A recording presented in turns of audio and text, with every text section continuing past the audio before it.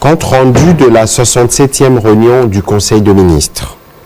Le président de la République, chef de l'État, Félix Antoine Tshisekedi Tshilombo, a présidé ce vendredi 2 septembre 2022 par visioconférence la 67e réunion du Conseil de ministres. 5 points étaient inscrits à l'ordre du jour, à savoir 1. Communication du président de la République, chef de l'État. 2. Point d'information. 3. Approbation d'un relevé des décisions de Conseil de ministres. 4. Examen et adoption des dossiers. 5. Enfin, examen et adoption de projets de texte. La communication du président de la République a porté sur 5 points principaux, à savoir 1. De la prestation des serments de hauts magistrats et de la rationalisation de l'action de la magistrature. À la suite de la cérémonie de prestation des serments de 73 magistrats, qu'il a présidé le mercredi 31 août 2022, pour marquer sa volonté ferme de réformer la magistrature judiciaire, administrative et financière afin de consolider l'état de droit. Le président de la République a tenu à rappeler que ces hauts magistrats devrait intégrer l'idée fondamentale de service, dans le sens de servir la nation et non se servir de la nation. Il a attiré l'attention des nouvelles autorités judiciaires sur l'émergence des mécanismes favorisant, à travers certains engagements, la délinquance et la fraude fiscale. Cette attitude paralyse les efforts de la nation à la mobilisation de recettes et contribue à la promotion de l'incivisme fiscal, tout en renouvelant son engagement à l'indépendance de la justice, valeur essentielle et fondatrice de l'état de droit.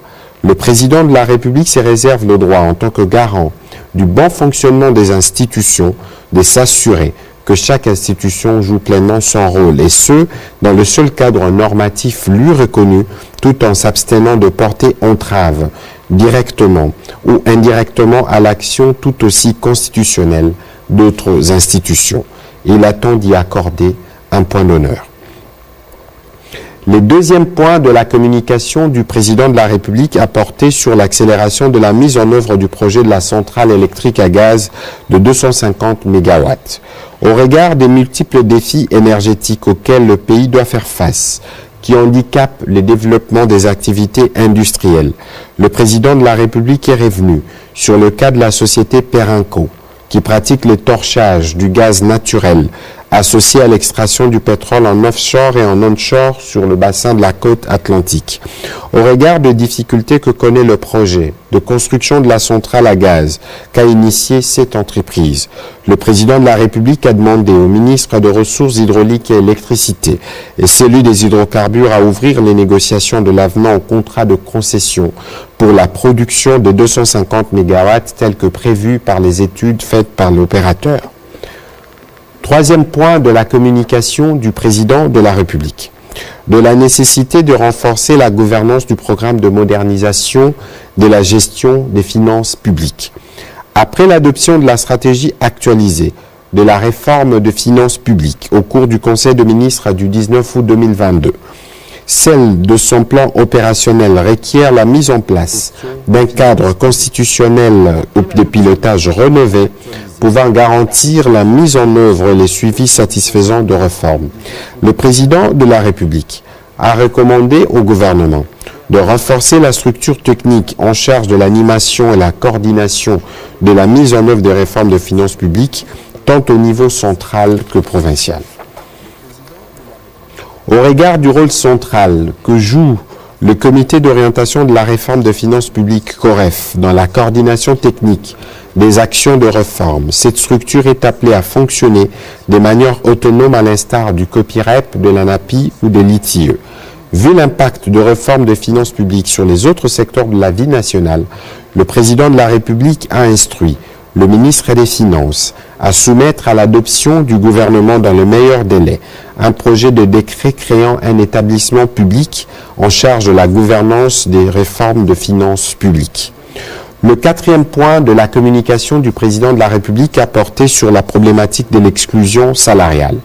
Des informations concordantes dont il dispose font état de l'exclusion de plusieurs agents et fonctionnaires de l'État du système de la paye. Ces phénomènes trouvent son origine soit dans la non-mécanisation des 10 agents qui exercent pourtant au sein de nos administrations, soit, bien que mécanisés, par leur impossibilité d'accéder à leur rémunération auprès des banques commerciales agréées pour des raisons propres à ces dernières. Cette situation déplorable s'observe surtout dans l'arrière-pays, où les agents concernés éprouvent beaucoup de peine pour atteindre les autorités habilitées afin qu'elles interviennent en leur faveur.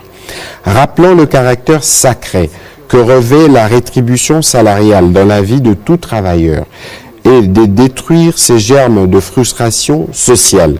Le président de la République a chargé le vice-premier ministre, ministre de la fonction publique, modernisation de l'administration et innovation du service public, avec le concours du ministre d'État, ministre du Budget, ainsi que celui du ministre des Finances, à poursuivre le processus de la mécanisation des agents et fonctionnaires de l'État identifiés, certifiés et régulièrement inscrits dans les fichiers des références de l'administration publique. S'agissant spécialement de la bancarisation de la paie des agents et fonctionnaires de l'État, il a demandé au Premier ministre de réunir autour de lui les 3 membres du gouvernement précités, ainsi que les acteurs concernés en vue de procéder à une évaluation diligente qui aura pour but de déceler les faiblesses du système pour ainsi envisager les solutions idoines à y apporter. Dans la même veine, les autorités et acteurs précités ont été chargés d'enclencher les processus devant conduire vers une refonte urgente de notre politique salariale dans le but de réduire le plus possible les inégalités et autres disparités existant entre différents agents publics de l'État, entre différentes administrations et institutions, mais aussi entre Kinshasa et les provinces. Les derniers points de la communication du président de la République a porté sur la consolidation des efforts de préservation du pouvoir d'achat. Dans le cadre du programme formel conclu avec le Fonds monétaire international, mais aussi dans le but de garantir la préservation du pouvoir d'achat de nos compatriotes, le président de la République reste très attaché aux efforts pour la stabilité du taux de change, car dans le contexte de la bonne tenue des cours de produits de base exportés par notre pays, cette stabilité devrait être soutenue par l'accumulation de réserves pour conforter la résilience de notre économie. Face à cet impératif, la Banque centrale du Congo et le gouvernement central ne devraient ménager aucun effort pour éviter la volatilité du taux d'échange qui induirait, à l'absence d'une riposte concertée, l'instabilité du cadre macroéconomique avec comme conséquence notamment des pressions inflationnistes et la détérioration du climat des affaires. Au regard des facteurs de risque internes et externes qui pèsent actuellement sur le marché des changes, le président de la République a encouragé la gouverneure de la Banque centrale et les membres du gouvernement à définir et à mettre en œuvre, sous la coordination du Premier ministre, des mesures appropriées visant à préserver le taux de change. Intervenant à la suite de la communication du président de la République, le Premier ministre chef du gouvernement a d'abord tenu à rassurer le Conseil que le gouvernement suit de très près et demeure attentif à l'évolution de la situation sécuritaire et humanitaire dans les territoires de Kouamou, province de Mai-Ndombe, depuis les violents affrontements communautaires signalés il y a quelques jours entre les communautés Yaka et Teke. C'est ainsi qu'à la suite de la réunion de sécurité qu'il a présidée le 31 août dernier, à la lumière des éléments du rapport qui lui a été adressé à l'occasion, il a décidé de l'envoi ce vendredi de la même délégation dans la partie Yaka pour une prise en compte globale des causes de ces conflits.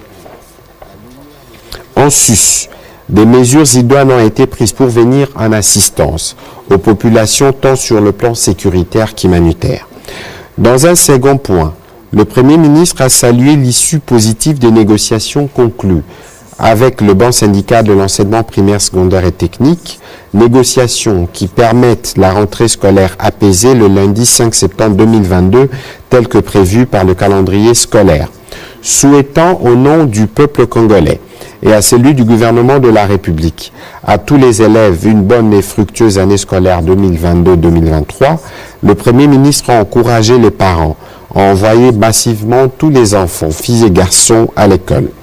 Il a exhorté à cet effet le ministre de l'Enseignement primaire, secondaire et technique, ainsi que tous les ministères sectoriels concernés, à continuer de prendre toutes les dispositions nécessaires pour consolider et pérenniser les acquis de la gratuité, mesure chère au président de la République qui a permis à plus de 4 millions d'enfants de retrouver les chemins de l'école.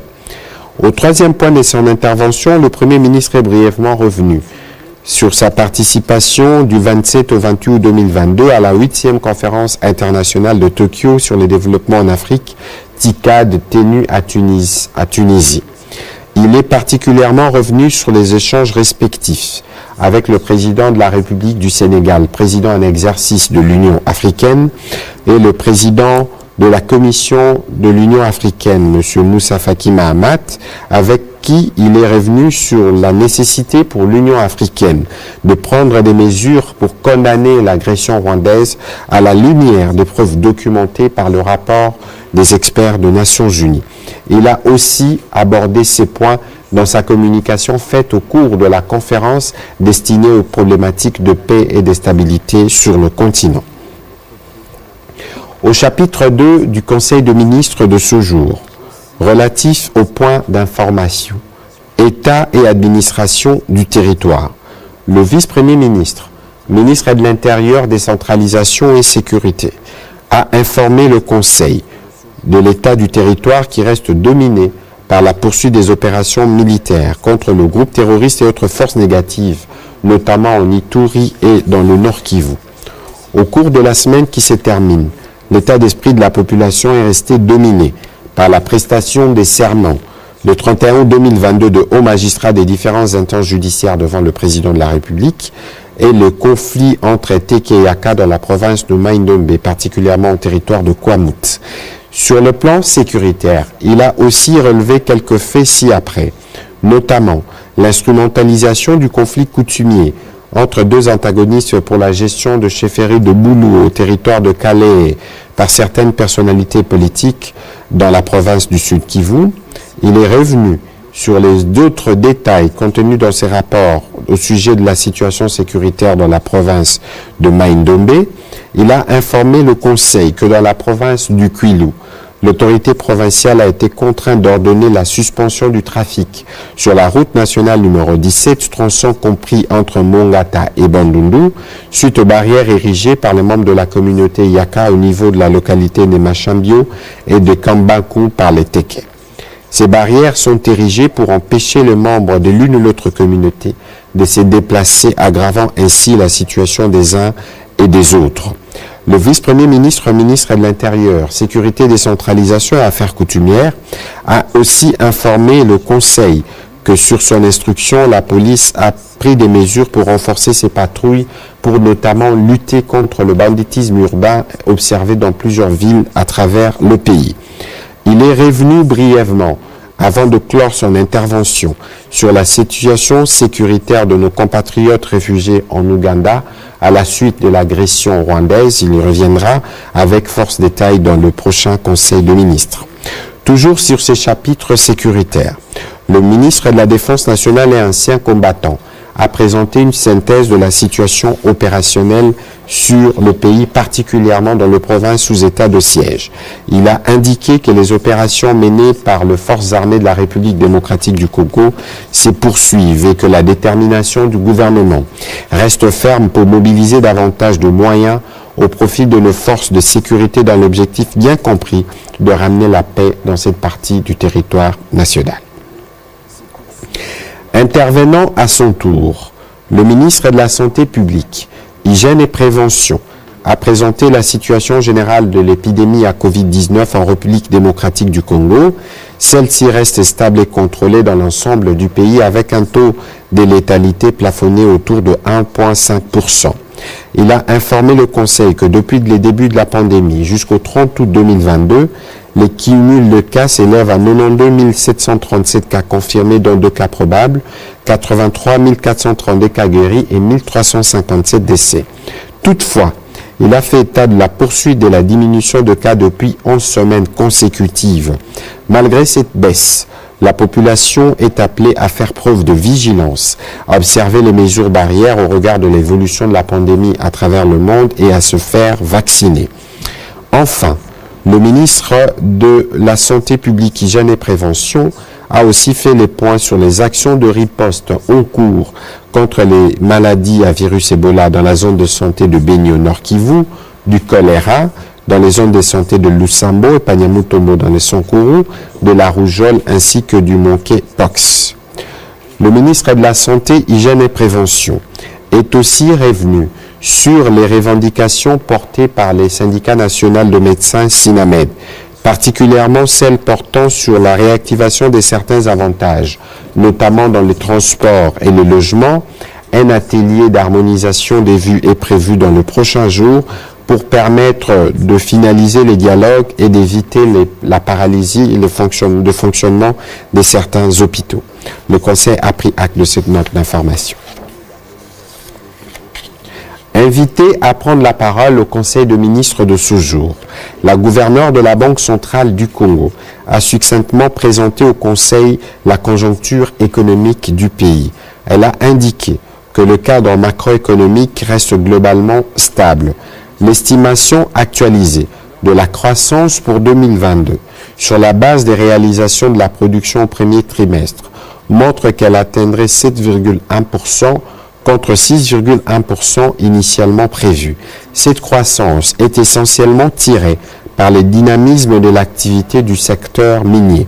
Au cours de la semaine sous revue, les rythmes de formation des prix inférieurs s'est maintenu, attesté par un taux d'inflation hebdomadaire établi à cependant un rythme mensuel. Le taux d'inflation a progressé de 1,1% en août courant contre 0,96% le mois précédent. Le marché d'échange est resté globalement stable avec des fluctuations plus remarquées sur les segments parallèles. Au 26 août 2022, le taux d'échange officiel s'est globalement maintenu à ce niveau de la semaine dernière, s'établissant à 2008,91 CDF le dollar contre 2008,61 les 19 août dernier. Sur le marché parallèle, la monnaie nationale s'est dépréciée de 0,82% après une appréciation de 0,21% la semaine précédente, situant le cours moyen à 2085,83 francs congolais le dollar. La gouverneure a terminé par présenter quelques recommandations pour faire face aux facteurs de risque externes et internes. Il s'agit respectivement du respect continu du pacte de stabilité nécessitant les financements monétaires zéro du déficit public, la poursuite de la coordination de politiques macroéconomiques, la poursuite de la surveillance rapprochée des facteurs de la liquidité bancaire au niveau de la Banque centrale, ainsi que l'accélération de la mise en œuvre de mesures destinées à renforcer la production locale. Le Conseil a pris acte de ce rapport.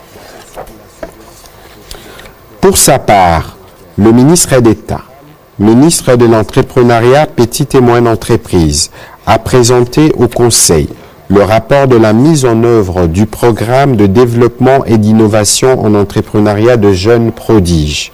Il a indiqué qu'un comité interministériel composé d'experts des ministères de l'Entrepreneuriat, Petite et Moyenne Entreprise, de l'enseignement primaire, secondaire, professionnel et technique, ainsi que de la formation professionnelle et métiers, a réfléchi sur la possibilité d'intégrer dans les programmes de l'enseignement national à tous les niveaux des cours sur l'entrepreneuriat afin de stimuler davantage la culture entrepreneuriale dans la chef de notre jeunesse. Il avait été préconisé que cette réforme intervienne dès la rentrée 2022-2023. Les conclusions des travaux de cette commission interministérielle indique que dans le cadre de la réforme licence, master, doctorat, LMD, le cours sur l'entrepreneuriat figure dans les différentes filières des formations. Si, pour certaines filières spécifiques, l'intégration verticale est déjà rendue effective par l'apparition de cette matière comme unité d'enseignement à part entière dans les maquettes de programme, une réflexion par contre est en gestation pour permettre aux étudiants de toutes les filières de développer des compétences en entrepreneuriat dans leur propre domaine de formation. Cette approche présente l'avantage non seulement de faire développer les compétences des apprenants en entrepreneuriat en situation réelle, mais aussi et surtout de leur permettre d'acquérir des compétences entrepreneuriales spécifiques à chaque type de métier. Cependant, tenant compte de certains facteurs à l'approche de la rentrée académique 2022-2023 et en attendant l'intégration transversale du cours d'entrepreneuriat comme module au sein de l'unité d'enseignement projet personnel, le ministre d'État a sollicité du Conseil que des séminaires d'entrepreneuriat soient organisés sous forme des modules non crédités dans certains établissements pilotes dès l'année académique en cours. Il a également préconisé que 2 commissions interministérielles soient mises en place, notamment pour évaluer la hauteur du financement requis. La première sera chargée de produire une feuille de route de travaux d'élaboration des descripteurs des unités d'enseignement de la nouvelle offre de formation LMD et la seconde va élaborer une feuille de route de l'intégration de l'entrepreneuriat au programme du secondaire. Le Conseil a pris acte de cette note d'information. À son tour, le ministre de la Recherche scientifique et innovation technologique, au nom de son collègue de l'enseignement supérieur et universitaire en mission, a présenté le rapport sur les centres culturels de la République démocratique du Congo à l'étranger. La création de centres culturels congolais à l'étranger, dont celui de Bruxelles en Belgique, de Paris en France, d'Ottawa au Canada ou de Pékin en Chine, a été motivée à l'époque par les soucis de la vulgarisation de la culture congolaise, par des contacts directs avec l'extérieur, ainsi que la préoccupation du gouvernement d'encadrer les étudiants bénéficiaires de bourses d'études, des formations professionnelles et des renforcements de capacités. Cependant, depuis plusieurs décennies, ces centres connaissent des sérieuses difficultés de fonctionnement faute de moyens financiers. Cette situation a entraîné la cessation des activités des 10 centres jusqu'à leur fermeture effective. À ce jour, le personnel affecté à ces centres n'a plus d'emploi. Face à cette situation, le ministre a préconisé la mise en place d'un mécanisme administratif qui pourra repenser leur mission et redynamiser leur fonctionnement afin de les adapter aux conditions du moment. Le Conseil a pris acte de ce rapport. À son tour, le ministre du Numérique a présenté au Conseil le projet du guichet numérique de la République démocratique du Congo ainsi que ses différentes fonctionnalités. Il a rappelé que dans le cadre de l'assainissement du climat des affaires, le gouvernement de la République a adopté au cours de la 10e réunion du Conseil de ministres du vendredi 2 juillet 2021 les réformes relatives et a pris l'option de les transformer en assignations spécifiques attribuées à 16 ministères réformateurs. Le ministère du Numérique a été notifié à cet effet pour celle qui consiste à la mise en place de la composante e-government et de l'e-administration avant la fin du 4e trimestre de l'année 2022. Une commission permanente nommée CP et Gov, composée des délégués sectoriels des différents ministères réformateurs, a été mise en place au sein du ministère du Numérique afin de conduire les travaux qui vont permettre la maturité des systèmes d'information. Le guichet unique tel que proposé prend en compte la culture de changement en favorisant l'esprit collaboratif et l'inclusion numérique au sein de communautés. Cet outil rendra le numérique accessible à chaque Congolais selon son rang et permettra de transmettre les compétences numériques qui pourraient être un levier de son inclusion sociale et économique. Le ministre du Numérique a précisé que ces modèles techniques proposés par la société e-Procid est une solution innovante qui prend en compte 2 principales composantes, à savoir une plateforme logicielle intégrée et complète et des infrastructures. Le Conseil a pris acte de cette note d'information. Pour terminer ce chapitre, la ministre de la Culture, Arts et Patrimoine a présenté la stratégie sectorielle de son ministère reprenant les programmes, les objectifs et les actions phares. Il s'agit d'une véritable politique culturelle qui prend en compte la professionnalisation des métiers et des acteurs du secteur de la culture et la nécessité de doter le pays des industries culturelles à la hauteur des richesses, de la diversité et du potentiel commercial culturel.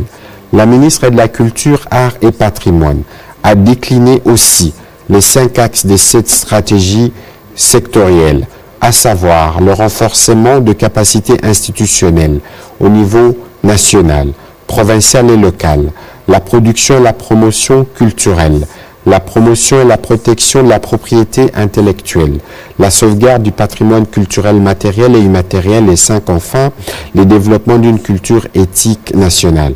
Les suivis et l'évaluation de la politique nationale de la culture, art et patrimoine seront faites dans un cadre global et cohérent pour mesurer non seulement les performances des programmes et projets exécutés sur le terrain, mais également pour évaluer les performances générales liées à l'atteinte des objectifs de développement durable.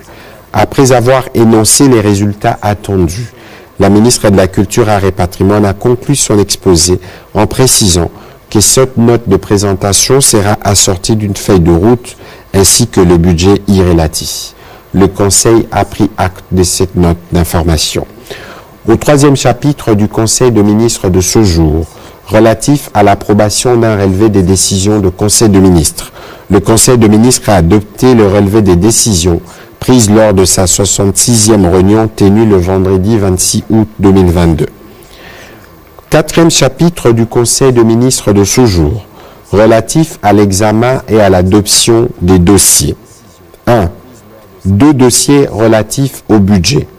Le ministre d'État, ministre du Budget, a présenté au Conseil 2 dossiers relatifs à son secteur. Le premier a porté sur le cadre budgétaire à moyen terme 2023-2025 et le second sur la déclaration des risques budgétaires 2023-2025.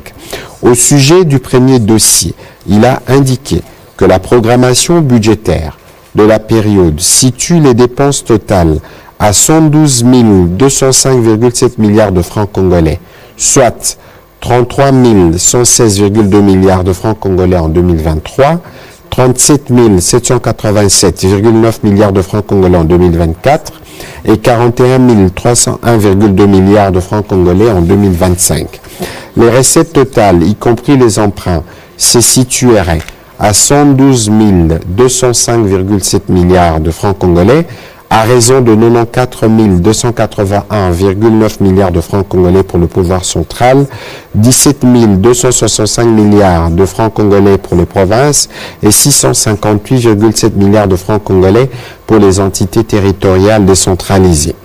La mise en œuvre de la politique fiscale et douanière préconisée sur la période concernée permettrait un accroissement des recettes fiscales et non fiscales de 22% l'an et situerait la pression fiscale à 13,9%.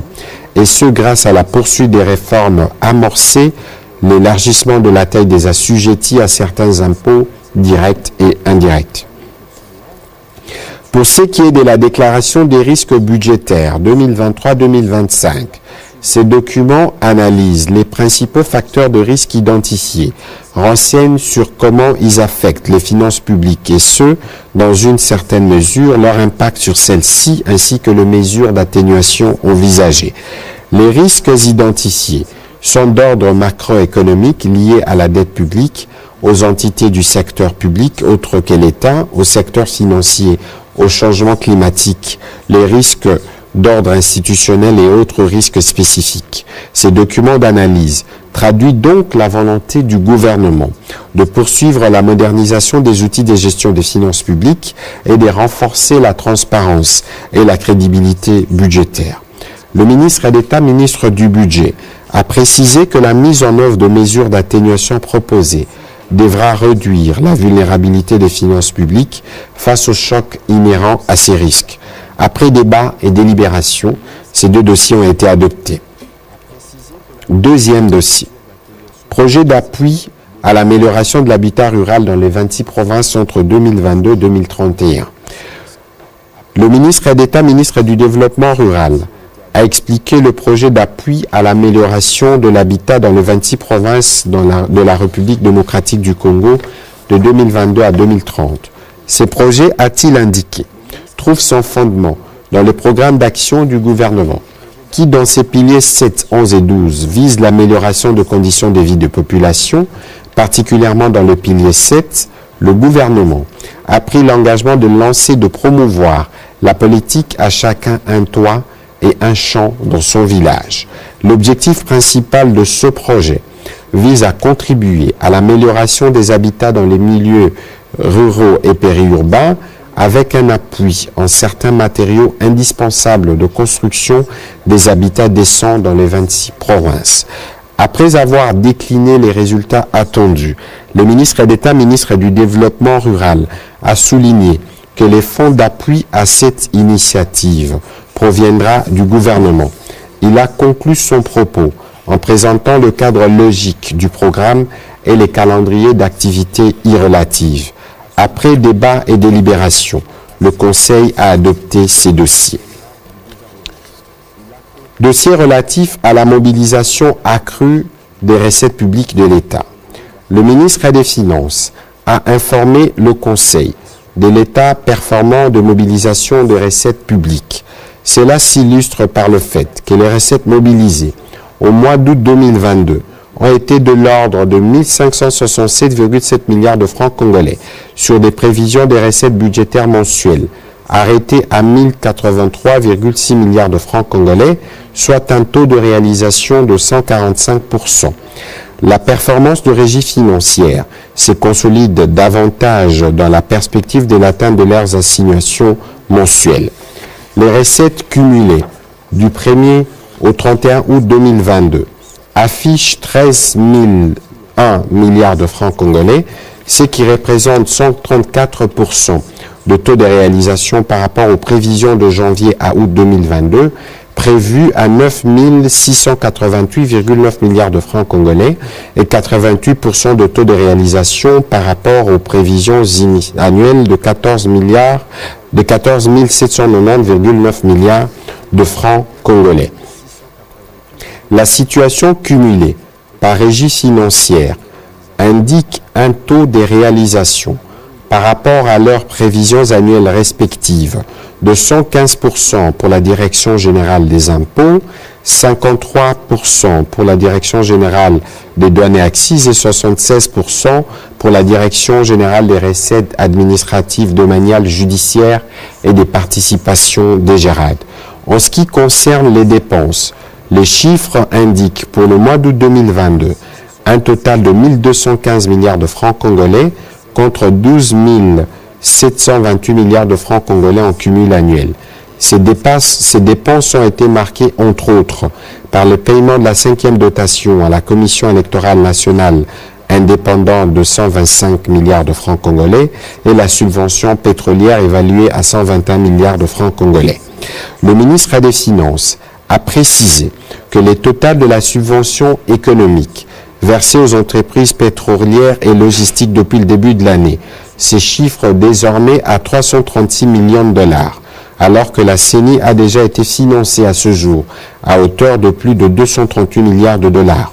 La trésorerie de l'État présente un solde déficitaire provisoire de 346 milliards de francs congolais contre un excédent de 649 milliards en cumul annuel. Au courant du mois d'août, le Trésor public a encaissé un appui budgétaire de la Banque mondiale de l'ordre de 240 millions de dollars. Cette enveloppe sera affectée à divers projets d'investissement public. Sur un autre chapitre, le ministre des Finances a annoncé les débuts des travaux préparatoires de la 3e revue du programme économique du gouvernement, appuyé par la facilité élargie du crédit du Fonds monétaire international. Il se focalise sur la loi des finances 2023 et les critères quantitatifs ainsi que les repères structurels. Après débat et délibération, ce dossier a aussi été adopté. Dernier dossier soumis au Conseil des ministres de ce jour, relatif au projet de délocalisation et relocalisation du camp Katindo au Nord Kivu. Le ministre d'État, ministre de l'Aménagement du Territoire, a fait l'état d'avancement du projet de délocalisation et relocalisation du camp Katindo à Goma dans la province du Nord Kivu, En effet, à la suite de la décision du Conseil de ministres, une série de réunions techniques de la commission interministérielle a été organisée au ministère de l'Aménagement du Territoire avec les experts de ministères sectoriels impliqués.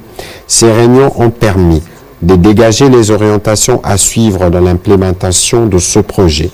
Ici est dégagée à cet effet la nécessité de diligenter une mission d'experts sur terrain à Goma en vue de faire un état de lieu technique et juridique au regard de cette problématique de relocalisation du camp Katindo, et c'est en vue d'orienter les décisions de l'État dans la matérialisation du dit projet. Le ministre d'État a aussi fait part des résultats qui ont été atteints après la visite des terrains effectuée par la mission précitée. Fort des avancées réalisées dans ces dossiers, une feuille de route a été dressée reprenant le préalable à accomplir avant la signature du contrat de partenariat public-privé avec le partenaire privé qui a été choisi. Partant, le ministre d'État et le ministre de l'Aménagement du Territoire a sollicité du Conseil l'approbation de son rapport de mission relative à l'état des lieux juridiques et techniques du projet réalisé par les experts des ministères impliqués, mais aussi les quitus pour la conclusion du contrat de partenariat avec les établissements Yetu et l'appui technique et financier du gouvernement. Après débat et délibération, le Conseil a adopté ces dossiers. Dernier chapitre du Conseil de ministres de ce jour, relatif à l'examen et à l'adoption de 2 textes. Le ministre d'État, ministre du Budget, a soumis au Conseil le projet de loi des finances pour l'exercice 2023. En ce qui concerne sa configuration, ce projet du budget 2023 est présenté en recettes et en dépenses à hauteur de 29 511 milliards de francs congolais, équivalent à près de 4,6 milliards de dollars, soit un taux d'accroissement de 32,6% par rapport au budget de l'exercice 2022, chiffré à 22 253 milliards de francs congolais.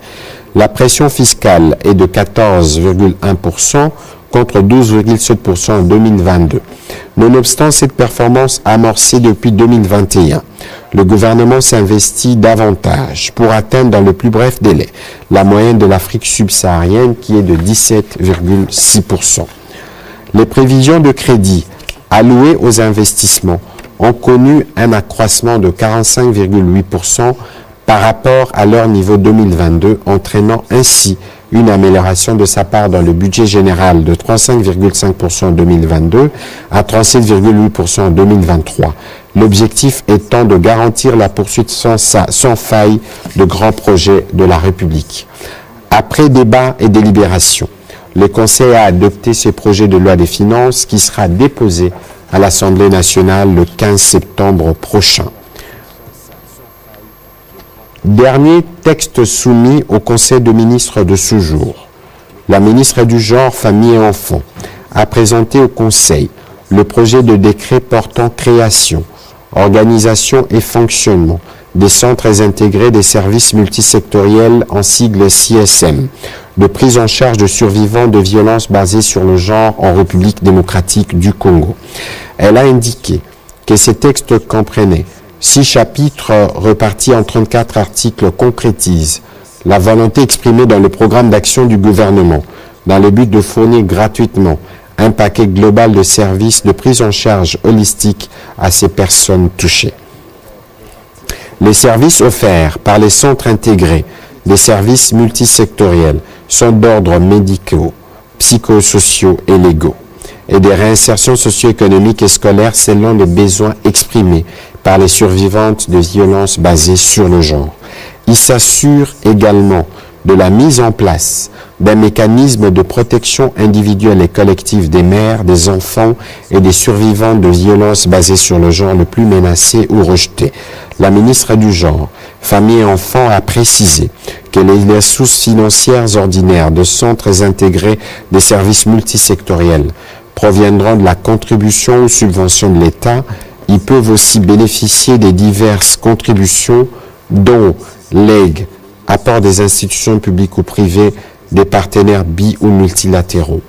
Après débat et délibération, ces projets de décret a aussi été adopté. commencé à 13h25. La réunion du Conseil de ministres a pris fin à 17h55. Je vous remercie.